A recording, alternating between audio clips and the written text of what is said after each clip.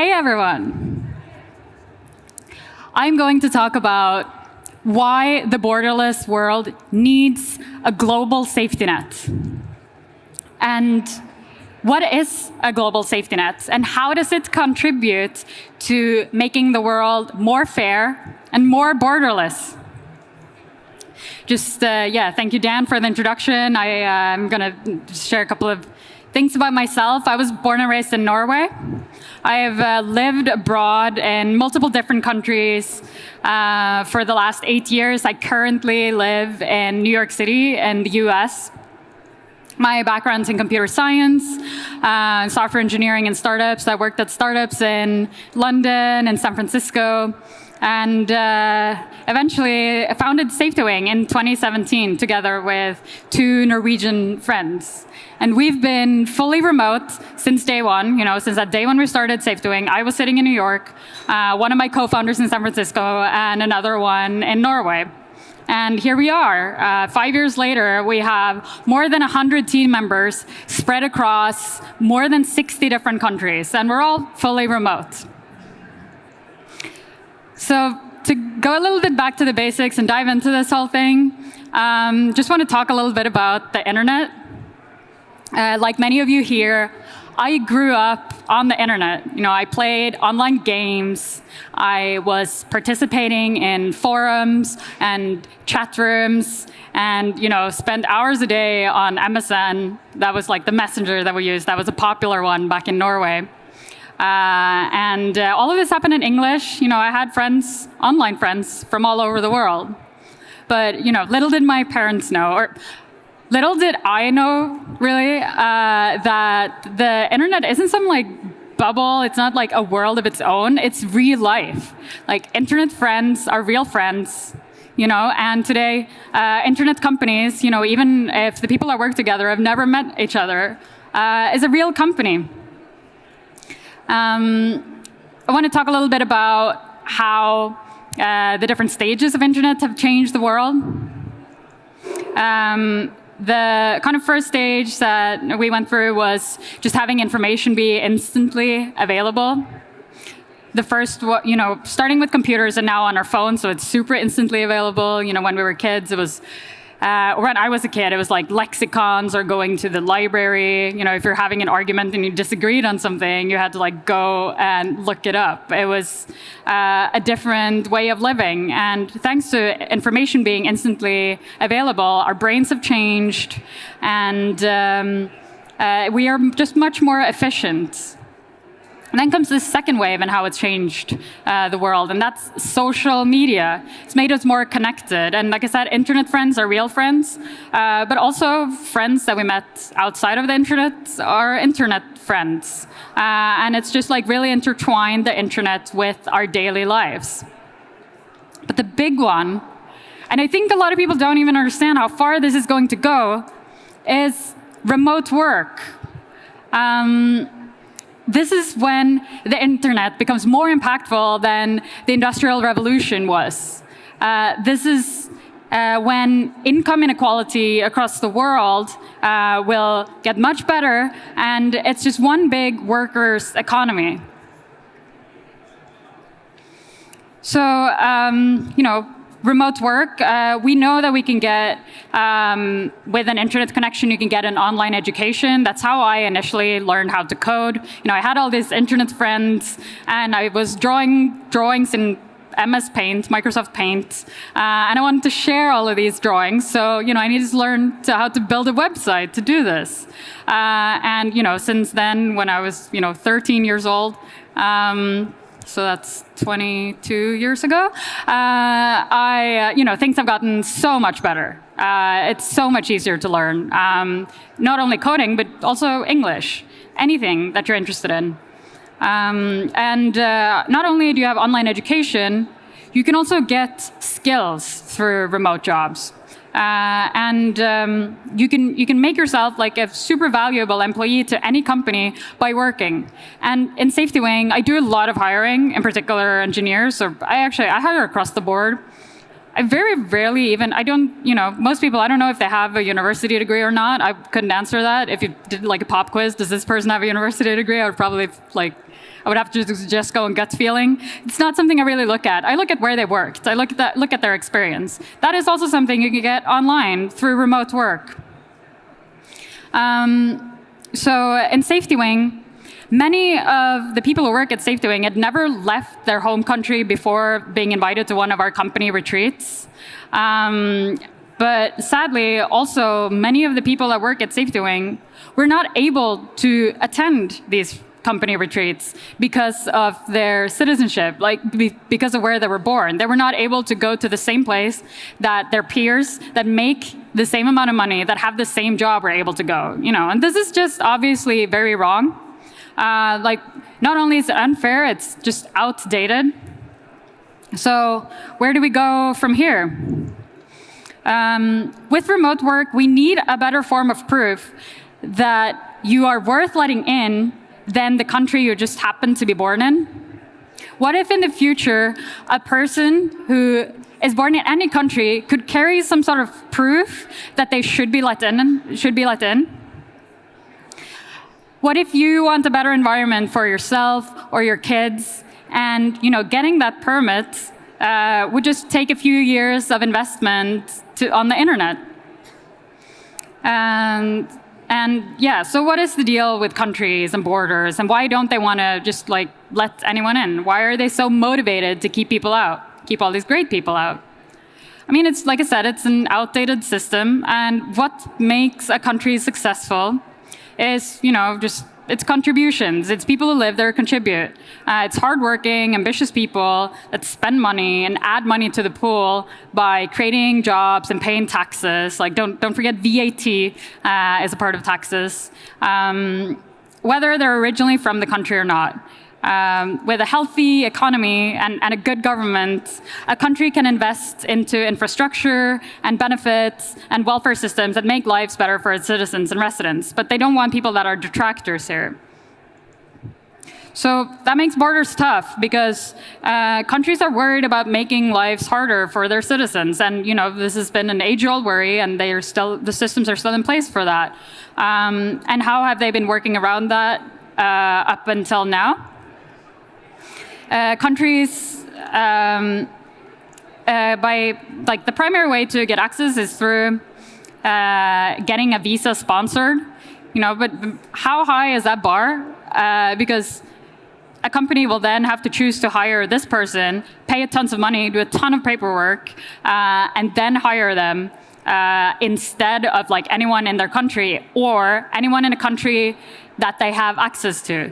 Because the other one is agreements. You set up agreements with other countries that you kind of deem are safe. The people that are coming from those countries are going to add value and not subtract value. Schengen is an example of that, but Schengen still has borders. So this is where a social safety net comes in, because what is it that companies don't want to give to the people that are coming? It's the benefits. It's what they spend the most money on, which is their social safety nets. I'm going to talk a little bit about what a social safety net is, and using the Norwegian social safety net as an example. I think we can all agree that Norway has a good social safety net. It's not perfect, not incredibly amazing, but it's good. I experienced this firsthand, how good this social safety net is and what it's like to have this back when I was 18 and had cancer. It's not nice to have cancer, but that 1 year that I was in treatment, I was taken very well care of, and I didn't even have to think about anything. It was that safety net was just there to catch me. And then I left Norway, some 8 years later, and then I got to feel what it's like to not have a safety net. Not having a safety net is because, like I mentioned earlier, it's hard to get for non-citizens. And then the other one is just it's so complicated. What if you don't know how long you're going to be there for? It's really complicated to start and getting registered, getting into all the systems of any country that you go to. That's kind of the situation we're in currently with social safety nets. But the Norwegian social safety net, it's, if you think of it, we pay for it. I mean, it was free when I was a child, but as an adult, tax-paying adult, it's not free. I pay for it. It's a product. the Norwegian social safety net is a good product. So what if someone built this? What if someone made it? What if we could make this available globally, just like as a membership? That's a pretty good idea, right? It's just kind of like hard and ambitious, but someone has to do it. And this is the idea behind SafetyWing. When we started 5 years ago, that's how we set out to create the Norwegian social safety net available as a global product. Just to specify what this constitutes of, it's health insurance, disability insurance, pension savings, and income protection. These are all products available nationally in various countries. We want to take them, bundle them, and sell it as a membership. This sounds very expensive, and it could be. So how do we make that affordable? Big groups, low-risk groups is how we've started out, doing low-risk groups. We are targeting remote companies, so that's people that are employed, more than 5, and they typically work like an internet job. This way, you can insure a group for pretty cheap. If you were to buy the same product as an individual, it's almost 3 times more expensive, and you have to also provide your medical history because the risk is so higher. So how do we help individuals in the world? Because it is kind of individuals we're focusing on here. And that is to make a really, really big group. And what is an example of a really, really big group? That's a country. So we want to make a country on the internet. We've already started this as a kind of a side project to the product catalog that we're making, and this country is called Plumia. And our aim is to have landlocked countries add the Plumia citizenship to like their list of safe countries that they're willing to let people come in from. So this is the plan, and this is how a safety net is so important to create a borderless world. Just to summarize how this all hangs together, the internet gives us a global culture, a job market, and a talent pool.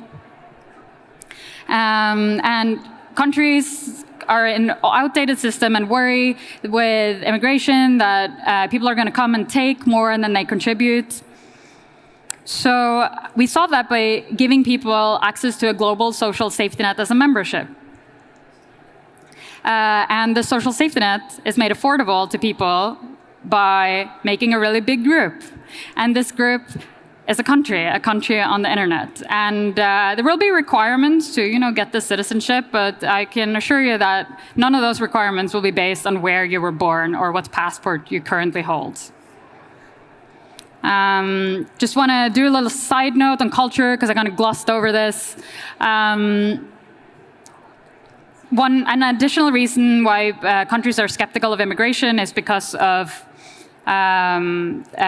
changing the culture, and nationals tend to not like mass immigration from cultures that are very different to themselves. And how is this addressed today? I mean, one way is to make sure that you invest in the citizens. Like that's how Dubai is doing it today. If you look at the kind of benefits that their local nationals have, it's insane. Like they retire at before they're 50, but they also have to live with 90% immigrants.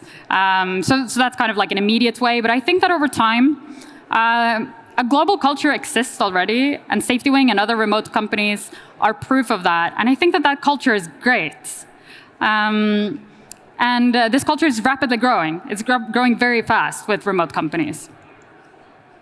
And when it comes down to it, each country will just have to do a cost-benefit analysis of taking in these knowledge workers or not. And some countries will go first, and others will follow when they see how well, how well that country is doing, and their own country is getting brain drained.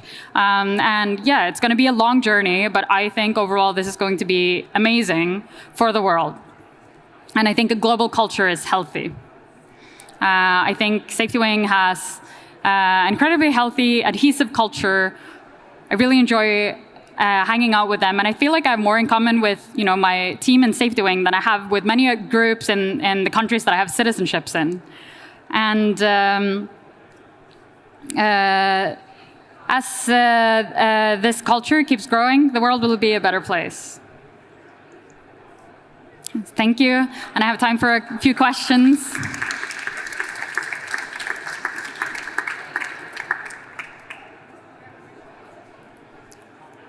Do you have the microphone? Yeah. First.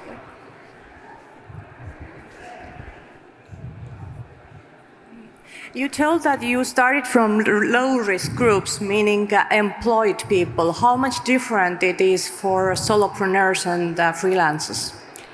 So like I said, how it is right now is with a company, you don't have to give the medical information. You don't have to give your medical history because the risk is just deemed lower. But with an individual, obviously a sick individual is more incentivized to get the benefits and the care, which is why you need to apply with your medical history. Plus, it's more expensive. It's just higher risk with individuals. That's how it works today. But like I said, we want to move towards just creating one giant group that will make it affordable to anyone.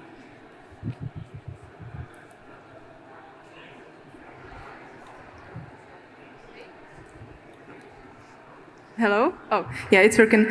Thank you for the presentation. I'm sorry if I misunderstood, but I'm a bit confused of the product. Like, as a Czech citizen, I'm paying taxes, so I'm getting like healthcare or like insurance. So how it would work? I would pay like to this SafetyWing and also taxes. And like, how does that work? If you can explain this a bit to me, what would be the benefit? I mean, this would probably work better, but I'm already paying something, so why should I pay something else? Thank you. Yeah, I mean, one big thing, okay, so you're kind of using the example of living in a place that already has good healthcare and is included in the taxes. First of all, who knows how countries will respond over time. Like in Germany, you can, for example, opt out of the public plan and get a private plan instead. That's one way it's been solved there. But that being said, like I said, it's really good in Norway, but still most people there most knowledge workers still have private health insurance on top of it because it's better. It's got shorter wait lists and it quite simply is better. But also you might live in a country where you don't need it. You can be a citizen without having that, and then you can tap into that if you're leaving that country and you need it somewhere else. Hi, so first off, really big fan of the idea about having the safety net. As a recent immigrant to Germany, that's something I wish I could have. But my question is, as far as the travel restrictions go, as you mentioned, with needing visas and trying to get visa if you travel, why are you taking the approach to the idea of creating an online country versus doing something similar to the Asia-Pacific Business Travel Card, where it's an agreement between different countries to recognize a visa waiver program? So passports come with more rights than just that. And it's also tied more to an identity. And I have myself a dual citizenship. I have 2 passports. And it definitely does say something about your identity. I think having a citizenship is more meaningful. Also, it removes more political tension. If it's a country, it is a country. It can't be like revoked, like unless someone invades it or something like that. It can't be in any way like altered or revoked. In addition to this, I mean, just to say like a little bit about the journey there, how we are currently working is more in that realm. In particular, we're working with digital nomad visas, because becoming a country, a recognized country, you need to collaborate with other countries. You need to be friends with other countries. So we're working on those relationships, but more slowly by working on digital nomad visas and visas for remote workers. So eventually we want to end up being able to have a citizenship with the rights that come with. You can be born with it. We want to make that kind of like a brand, right? We want the similar way it's easy, if you have the most powerful passport in the world, it's easy to go anywhere, But right now, that brand is based on where you were born. And this is a brand that we can create as a citizenship. Thank you. You say an important part of the vision is to give access to people who are coming from less privileged countries where they don't have a safety net where they come from. But don't you think that probably a medical history and especially the price tag of your club would be a prohibitive entry ticket for exactly those people? So, like I said, we are working on getting the price down by creating a really large group. The other part is that a company can buy it for you. And this is kind of what I was talking about in the beginning with how remote work will, to a big degree, equalize income levels across the world. And in SafetyWing, we do provide, anyone, even, someone who works like, who's been a part-time customer service representative for more than 3 months get health insurance through SafetyWing. It's, and I think remote work is the future and will be an income equalizer across the world. So even though it seems prohibitive compared to a local income, this is kind of what remote work is a big part in solving over time. All right, we are at time. So thank you so much for coming, everyone. Would love to, take any questions down there. Amazing! Give it up for Sarah. Thank you so much. Thank you, Dan.